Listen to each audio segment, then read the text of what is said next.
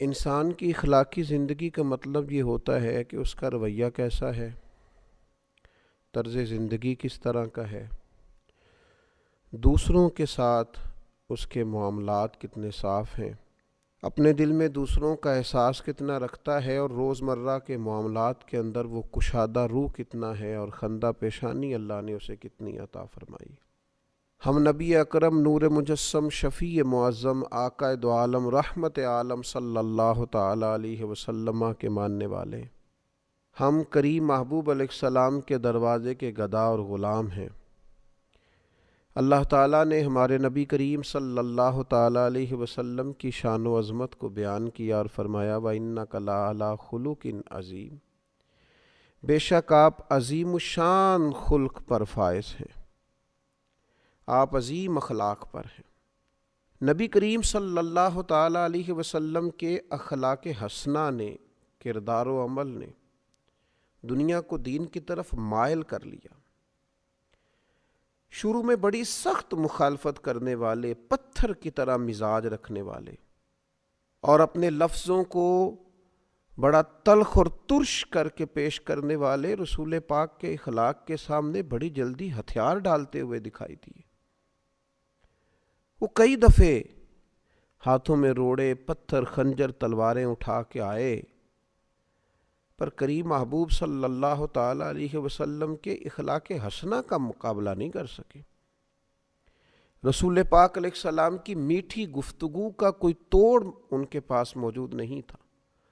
حضور کے لب و لہجے کی شائستگی، کریم محبوب کا مسکراتا چہرہ، میٹھی، دھیمی، ٹھنڈی، دل موہ لینے والی باتیں، اور دلوں میں گھر کرتا ہوا لہجہ، الفاظ کی شرینی، اور رسول پاک صلی اللہ تعالی علیہ وسلم کا ناصحانہ انداز اور مائل کرتا ہوا لہجہ۔ اپنی مخالفت کرنے والے بھی اپنی تنہائیوں میں سوچا کرتے تھے کہ کبھی اس کریم کے غلام بن جائیں نا۔ بحث کر کے معاذ اللہ لوٹ کر جانے والے بھی رستوں میں کہا کرتے تھے لفظ لفظ سچا ہے، بات بات خوشبو والی ہے، ایک ایک جملے سے شہد ٹپکتا ہے۔ قریب جانے کو نہیں، قربان ہو جانے کو دل کرتا ہے۔ یہ جو اخلاقی رویہ ہوتا ہے، یہی تو انسان کی اصل پہچان ہوتا ہے۔ اس کا جو اخلاقی رویہ ہوتا ہے وہی سوسائٹی کے اندر اس کے مقام کو متعین کرتا ہے۔ اگر کوئی شخص کہے کہ میں اپنے مال کے زور پر اپنے آپ کو منوا لوں، تو نبی پاک علیہ السلام نے فرمایا تم مال کے زور پر لوگوں کے دلوں میں گھر نہیں کر سکتے۔ تو یا رسول اللہ صلی اللہ تعالی علیہ وسلم، پھر کس طرح لوگوں کے دلوں میں بسا جا سکتا ہے؟ تو فرمایا اپنے اخلاق کے زور پر۔ تمہارا اخلاقی رویہ ہے جو لوگوں کے دلوں میں تمہارے لیے گھر بنائے گا، جگہ بنائے گا۔ اس لیے نبی پاک علیہ الصلاۃ والسلام کی زندگی کے جو اخلاقی پہلو ہیں، اور اخلاقی پہلوؤں کا جو خاص حسن ہے، اس پر ایک نظر ڈالنا بڑا ضروری ہے۔ ایک تو یہ ہے کہ بہت عالمی، قومی، ملی باتیں کی جائیں۔ حضور کی زندگی ہر جگہ فیض دیتی ہے، اس پر بھی گفتگو ہو سکتی ہے، لیکن آج کی نشست میں کچھ چند ایک ایسی خاص باتیں جن کی ہر لمحہ، ہر گھڑی ہمیں اپنی نجی، عائلی اور ذاتی زندگی میں ضرورت پڑتی ہے۔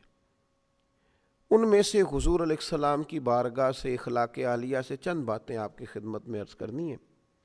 سب سے پہلی بات تو یہ کہ نبی پاک علیہ الصلاۃ والسلام نے اخلاقی زندگی پر زور بہت زیادہ دیا، بلکہ رسول پاک علیہ الصلاۃ والسلام نے فرمایا میں تو دنیا میں بھیجا ہی اس لیے گیا ہوں تاکہ حسن اخلاق کو مکمل کروں۔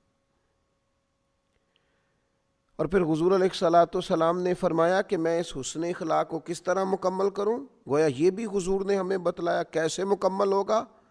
فرمایا وہ میں اس لیے مکمل کروں گا کہ مجھے میرے رب نے ادب سکھایا ہے، سو بہت ہی اعلیٰ سکھایا۔ اب وہ آداب جو میں نے اپنے مالک کریم سے سیکھے ہیں، گویا وہ تمہیں سکھائے جائیں گے، اور وہ خوب آداب ہیں۔ ان آداب کو سیکھنا ہے اور اپنی زندگی میں ان کو لازمی طور پر شامل کرنا ہے، تاکہ زندگی خوشبو والی بھی ہو، زندگی با مقصد بھی ہو، زندگی با معنی بھی ہو، زندگی سے تکلفات نکلیں۔ صرف چند باتیں نبی پاک علیہ الصلاۃ والسلام کے اخلاق عالیہ کی۔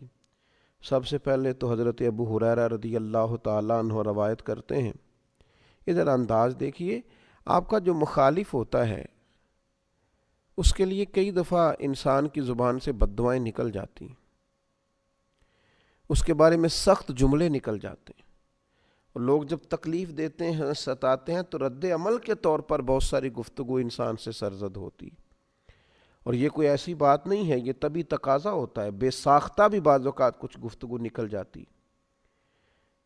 تو حضرت ابو ہریرہ رضی اللہ تعالیٰ عنہ روایت کرتے ہیں کہ رسول اللہ صلی اللہ علیہ وسلم سے عرض کیا گیا مشرکین کے خلاف دعا مانگیں؟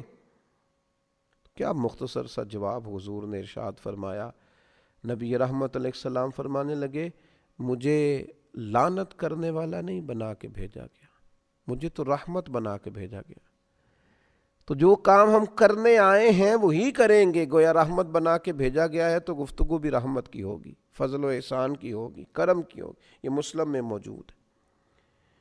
پھر انسانی زندگی کا ایک پہلو تو یہ ہوا کہ انسان اپنے مخالفین کے بارے میں بھی لعنت ملامت کا رویہ اختیار نہ کرے، اور ایک دوسرا پہلو ہوتا ہے انسانی زندگی میں کہ انسان جلد باز ہوتا ہے، تنگ پڑتا ہے بعض اوقات بڑی جلدی۔ اس کے لیے ہمارے ہاں پنجابی میں ایک لفظ بولا جاتا ہے، شاید وہ اس مفہوم کو زیادہ واضح کرے کہ جناب سوڑے پہ گئے ہو تسی، بڑی جلدی آپ کسی چیز سے تنگ آ گئے، اکتاہٹ بڑی جلدی فیل کرنے لگے، چڑچڑا پن آ گیا، چھوٹی چھوٹی باتوں سے ناراض ہونے لگے۔ یہ چیز انسانی رویے کو بڑا گھٹن والا سا کر دیتی ہے، اور اگر پورے گھر کے اندر ایک شخص بھی ایسا ہو نا جس کی طبیعت اس طرح کی ہو کہ وہ سوڑا بڑی جلدی ہو جاتا ہے اور تنگ بڑی جلدی ہوتا ہے، اور اس کی طبیعت کے اندر گھٹن بڑی جلدی پیدا ہوتی ہے، تو وہ سارے ماحول کو متاثر کرتا ہے۔ اب دیکھیے نبی پاک علیہ السلام کی زندگی سے ہمیں کس طرح فیض لینا ہے۔ حضرت انس بن مالک رضی اللہ تعالیٰ عنہ ارشاد فرماتے ہیں، میں نے 10 سال رسول پاک کی خدمت کی ہے، یہ ترمذی میں موجود ہے، 1 2 3 4 دن نہیں، 10 سال مسلسل میں حضور کی خدمت میں رہا ہوں، نبی کریم نے کبھی مجھے اف تک نہیں کہا۔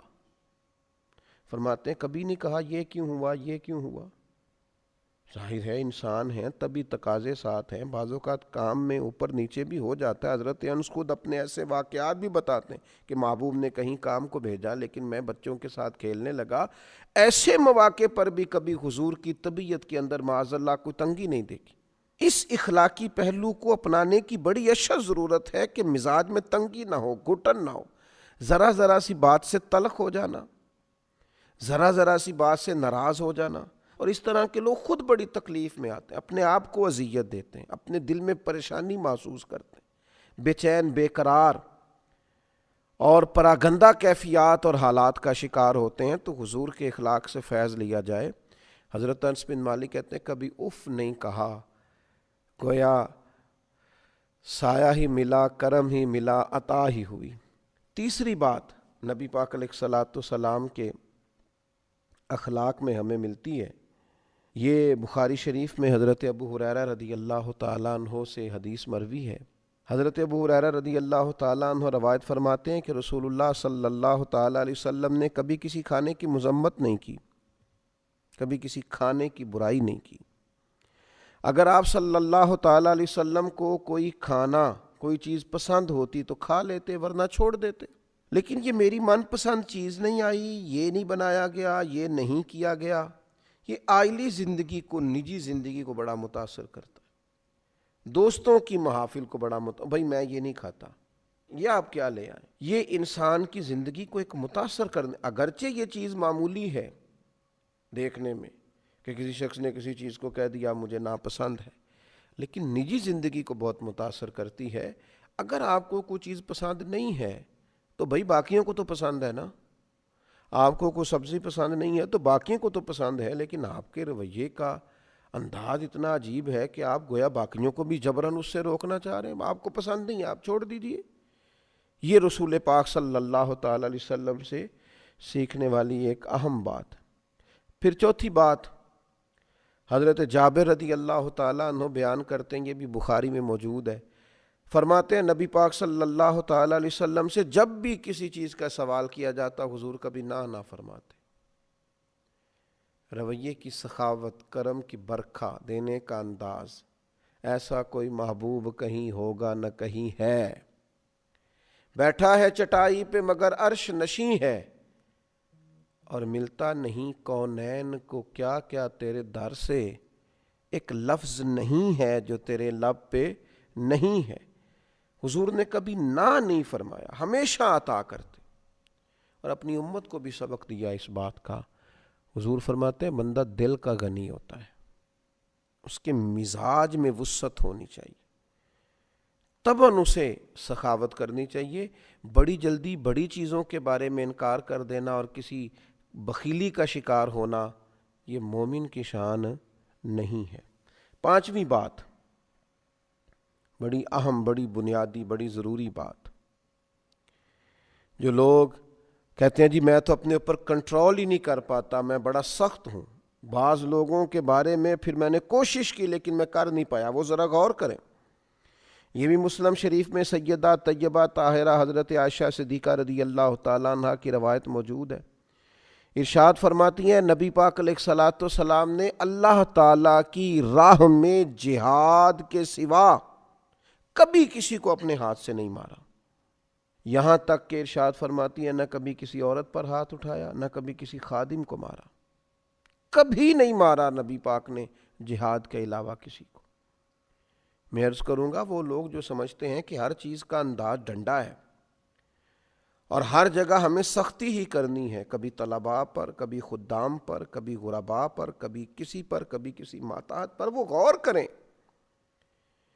یہ روایت جو مسلم شریف میں موجود ہے سیدہ عائشہ صدیقہ رضی اللہ تعالی عنہ کی، یہ ایک بہت بڑا ہمارے سامنے اخلاقی رویہ حضور علیہ السلام کی بارگاہ سے خیرات لے کر رکھتی ہے کہ ہمیں غور کرنا چاہیے اپنے رویے پر۔ کبھی کسی کو نہیں مارا نبی پاک علیہ السلام، کبھی کسی عورت پر ہاتھ نہیں اٹھایا۔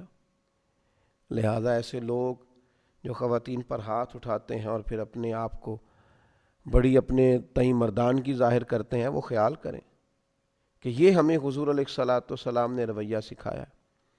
پھر چھٹی بات، حضرت عائشہ صدیقہ رضی اللہ تعالی عنہ ارشاد فرماتی ہیں کہ نبی پاک صلی اللہ تعالی علیہ وآلہ وسلم کو اگر دو باتوں میں اختیار دیا جاتا تھا تو حضور آسان بات کو اختیار فرماتے تھے۔